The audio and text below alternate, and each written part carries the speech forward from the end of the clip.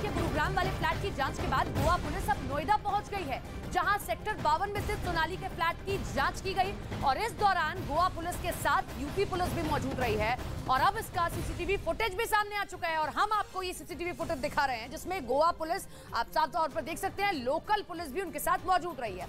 सोनाली हत्याकांड में गोवा पुलिस लगातार जांच कर रही है। पुलिस ने सोनाली के गुरुग्राम वाले फ्लैट से भी कई जरूरी सामान बरामद किए, जिनकी अब जांच की जा रही है। और ये सीसीटीवी फुटेज जो आप देख रहे हैं, ये नोएडा के उसी अपार्टमेंट का ये सीसीटीवी फुटेज है। दीपक बिष्ट हमारे साथ, हमारे सहयोगी लाइव जुड़ रहे हैं, उनका रुख कर लेते हैं। दीपक, ये सीसीटीवी फुटेज सामने आ चुका है, लगातार हर एक फ्लैट की जांच की जा रही है, आज भी पुलिस पहुंची है, क्या कुछ अपडेट?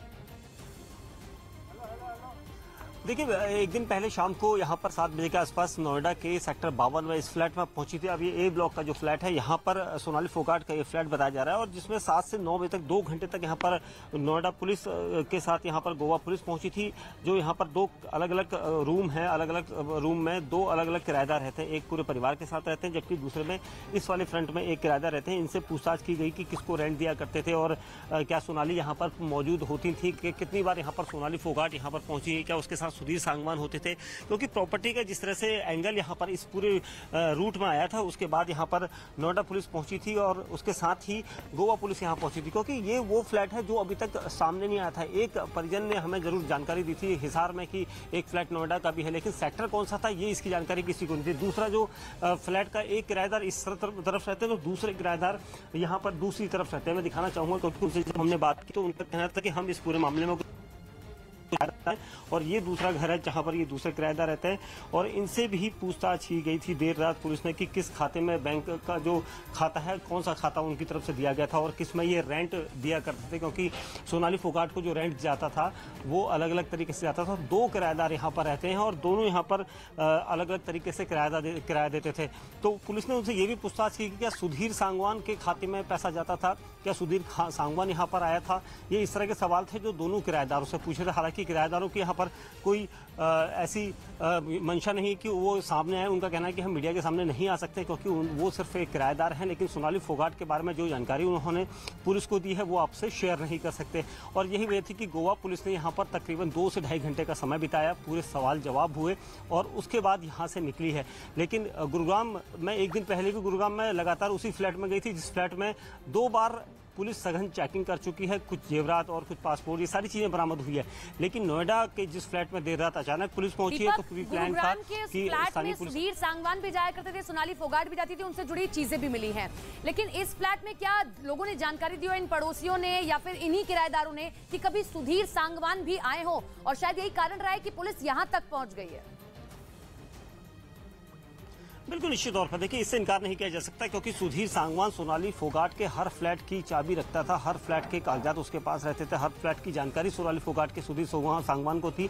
और इस फ्लैट के बारे में जो बताया गया था कि यहाँ पर 2 किराएदार हैं, क्योंकि सोनाली फोगाट कुछ समय पहले, कई साल पहले यहाँ पर रही थी कुछ समय, उसके बाद उन्होंने इस फ्लैट को खरीदने के बाद किराए पर लगा लिया था और यहाँ पर वो रेंट, जो दोनों किराएदार हैं उनके, वो रेंट दिया करते थे और उनका डायरेक्ट कॉन्टैक्ट नहीं था किसी से, ये जानकारी मिल रही है सूत्रों के मुताबिक। क्योंकि किस डायरेक्ट कॉन्टैक्ट का मतलब सोनाली फोगाट के अकाउंट में नहीं देते थे, ऐसा हो सकता है क्योंकि सुधीर सांगवान बीच में रहता था। सुधीर सांगवान सोनाली फोगाट की हर प्रॉपर्टी पर दखलंदाजी करता था, उनके किराएदार हो चाहे कोई भी हो, तो ये माना जा सकता है कि सुधीर सांगवान के खाते का हस्तक्षेप हुआ करता था, जिसकी जानकारी पुलिस ने भी दी है। लौटेंगे आपके पास में। इसी बीच एक और बड़ी खबर अपने दर्शकों को बता दें, क्योंकि सोनाली फोगाट के परिवार की ओर से लगातार ये मांग की जा रही है कि इस पूरे मामले की जांच गोवा पुलिस न करके सीबीआई करे। ऐसे में सोनाली की बेटी यशोधरा ने भी पीएम मोदी और हरियाणा के सीएम को ट्वीट कर लिखा है कि इस पूरे मामले की सीबीआई जांच होनी चाहिए। गोवा पुलिस की जांच से संतुष्ट नहीं है, इसीलिए सोनाली का केस सीबीआई को हैंडओवर कर दिया जाए। सोनाली का परिवार लगातार सीबीआई जांच की मांग कर रहा है और इस मामले में गोवा पुलिस अब तक सोनाली से जुड़े कई लोगों से पूछताछ भी कर चुकी है और हत्या के सबूत जुटाने में पुलिस लगी हुई है। ये बड़ी खबर आपको बता रहे हैं, जहां पर सोनाली फोगाट के मर्डर से जुड़ी लगातार छानबीन की जा रही है, वहीं परिवार कह रहा है कि सीबीआई जांच होनी चाहिए। इस बीच राष्ट्रपति ने शिक्षक दिवस पर टीचरों को सम्मानित किया। राष्ट्रपति द्रौपदी मुर्मू ने दिल्ली में शिक्षक दिवस पर पुरस्कार बांटे। इस दौरान वो प्रोटोकॉल तोड़ते हुए एक दिव्यांग टीचर को सम्मानित करने के लिए मंच से भी नीचे आ गईं। यूके की विदेश मंत्री लिज ट्रस वहां की अगली प्रधानमंत्री होंगी। उन्होंने कड़े मुकाबले में भारतीय मूल के ऋषि सुनक को करीब 21,000 वोटों से शिकस्त दी। खुफिया एजेंसियों की रिपोर्ट के बाद दिल्ली में आरएसएस दफ्तर की सुरक्षा सीआईएसएफ को सौंप दी गई। बताया गया कि वहां Z+ स्तर की सुरक्षा रहेगी। उत्तर प्रदेश के फिरोजाबाद में एक अपराधी थाने में सरेंडर करने पहुंचा। उसके साथ उसका परिवार और गांव के लोग भी थाने पहुंचे। गांव वालों के साथ थाने पहुंचे इस आदमी का नाम धर्मेंद्र है। उस पर लूट और गैंगस्टर समेत 15 केस दर्ज हैं और ये गले में तख्ती टांग कर सरेंडर करने के लिए थाना बसई मोहम्मदपुर पहुंचा, जिस पर लिखा था ये कभी अपराध नहीं करेगा। पुलिस के मुताबिक धर्मेंद्र को पकड़ने के लिए दबिश भी दी गई, जिसके बाद वो खुद ही थाने पहुंच गया। धर्मेंद्र नाम का एक अपराधी एसएचओ के सामने पेश हुआ और उसने ये कहा कि उसके ऊपर दर्जन से ज्यादा मुकदमे हैं पहले। अभी वो कुछ दिन पहले जेल से बाहर आया है। और तो ये तस्वीरें आप देख रहे हैं, प्रधानमंत्री नरेंद्र मोदी और विदेश मंत्री एस जयशंकर की तस्वीरें आप देख रहे हैं। आज शेख हसीना भी मुलाकात करेंगी। अपने 2 दिवसीय दौरे पर हैं बांग्लादेश की प्रधानमंत्री शेख हसीना और इस दौरान सबसे पहले राष्ट्रपति से मुलाकात होगी और उसके बाद में उनकी मुलाकात उपराष्ट्रपति जगदीप धनखड़ से होगी और इसके साथ ही प्रधानमंत्री नरेंद्र मोदी से भी वो मुलाकात करेंगे और संभवतः कई ऐसे मुद्दे हैं जिन पर चर्चा भी की जाएगी और द्विपक्षीय वार्ता भी होगी। कई समझौते बांग्लादेश और भारत के बीच हो सकते हैं। तो ये तस्वीरें आपके सामने। आज प्रधानमंत्री नरेंद्र मोदी से शेख हसीना मुलाकात करने वाली हैं। भारत के दौरे पर है। सबसे पहले राष्ट्रपति से मुलाकात होगी। राष्ट्रपति द्रौपदी मुर्मू से राष्ट्रपति भवन में मुलाकात होगी।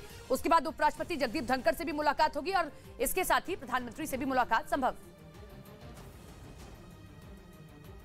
उधर यूके में लिज ट्रस को नया प्रधानमंत्री बनाए जाने के ऐलान से पहले ही रूस ने दोनों देशों के संबंध और खराब होने की आशंका जता दी। प्रधानमंत्री पद के लिए लिज ट्रस के साथ ही भारतीय मूल के ऋषि सुनक भी रेस में शामिल थे। लेकिन पीएम के नाम का ऐलान होने से पहले ही यूके और रूस के आपसी रिश्तों पर पुतिन के प्रवक्ता का बड़ा बयान सामने आ गया। दिमित्री पेस्कोव मीडिया से बात करते हुए बोले कि अगले प्रधानमंत्री से कुछ भी सकारात्मक पहल की उम्मीद नहीं, क्योंकि पीएम चुनाव के दौरान रैलियों में रूस विरोधी नारे लगे थे और दोनों देशों के बीच रूस विरोधी बयानबाजी में एक दूसरे से होड़ लगी थी। साथ ही दोनों ने रूस के खिलाफ और सख्त कदम उठाने की धमकी दी थी। असल में यूक्रेन युद्ध की शुरुआत के बाद से ही यूके ने भी अमेरिका और दूसरे सहयोगी देशों के साथ मिलकर रूस पर कड़े प्रतिबंध लगा दिए थे। उस पर रूस की चेतावनी के बाद भी ब्रिटेन यूक्रेन को आधुनिक हथियार की सप्लाई करता रहा। इस बात ने दोनों देशों के संबंधों को अब तक के सबसे बुरे दौर में पहुंचा दिया। और अब लिज ट्रस यूके की नई पीएम बन चुकी हैं, जो इस पद की दावेदारी के दौरान की गई रैलियों में लगातार रूस पर हमलावर दिखाई दी थी। एक इंटरव्यू में तो उन्होंने ये भी साफ कर दिया था कि अगर वो पीएम बनी तो परमाणु युद्ध से भी नहीं कतराएंगी। इतना ही नहीं, रूस ने ये भी आरोप लगाया कि बतौर विदेश मंत्री लिज ट्रस ने पूरी दुनिया में घूम घूम कर पुतिन के खिलाफ अभियान चलाने में भी कोई कसर नहीं छोड़ी। उनके बयानों से भड़का रूस पहले ही ब्रिटेन को अपना अगला निशाना बता चुका था और उनके प्रधानमंत्री बनने से तो ये साफ हो चुका है कि यूक्रेन युद्ध को लेकर यूके की रणनीति में किसी तरह का बड़ा बदलाव फिलहाल मुश्किल ही है। इसलिए पुतिन के प्रवक्ता ने भी नए पीएम के ऐलान से पहले ही गर्त में जा चुके दोनों देशों के संबंध और भी खराब होने की आशंका जता दी।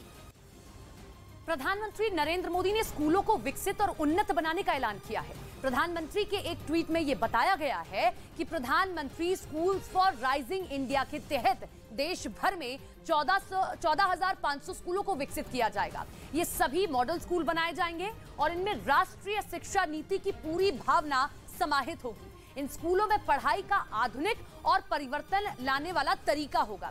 साथ ही इनमें अत्याधुनिक प्रौद्योगिकी, स्मार्ट क्लासेस, खेल के साथ साथ दूसरी चीजों की सुविधाएं भी दी जाएंगी। इन स्कूलों से देश भर के लाखों छात्रों को फायदा पहुंचने की उम्मीद है।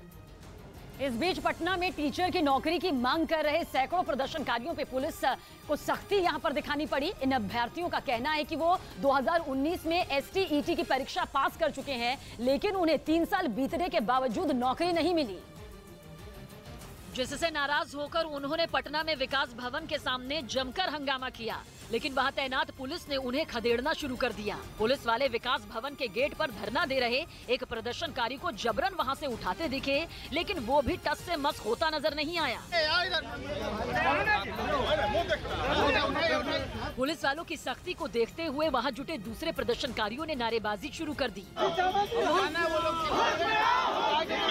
हालांकि पुलिस पर इसका कोई असर नहीं हुआ। उन्होंने हंगामा कर रहे उस प्रदर्शनकारी को उठाया और जबरन अपनी गाड़ी में बैठा लिया।